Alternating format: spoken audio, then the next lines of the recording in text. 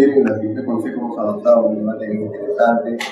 En primer lugar, para garantizar a los vecinos de Lima en general, especialmente a los vecinos de Lima Norte, que nos están escuchando, que el sistema va a seguir funcionando. Los operadores, los más empresas operadores de buses se venían reclamando una deuda por incumplimiento del contrato que hemos entrado a negociar en ese sentido para que el sistema pueda funcionar y ellos también tengan los ingresos suficientes que les permitan mejorar en parte de ellos también el sistema, ¿no?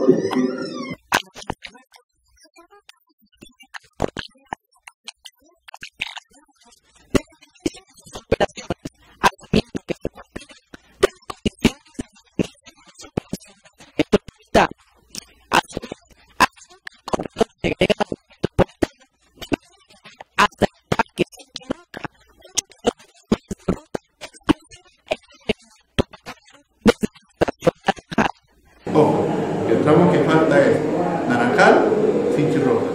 Ese es el tramo, ese es el patio central, ¿de acuerdo? De ahí hacia atrás, ¿de acuerdo? Que faltan 7 kilómetros ahí, de ahí hacia atrás, hasta Caraballo, hasta Juez de Piedra, son alimentadores, ¿de acuerdo? Eso digo también para tenerlo claro, no quisiéramos generar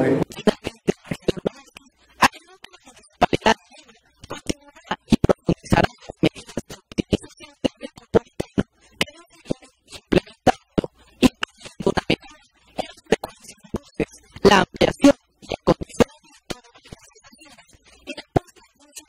de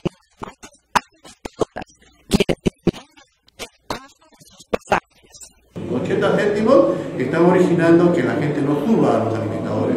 Tú le pones 50, entonces la gente va a subir. ¿Por qué? Porque el modelo inicial hablaba de un pasaje integrado. O sea, con un solo pasaje ibas por todo el sistema.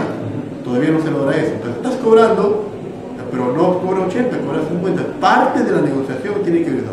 No lo hemos terminado.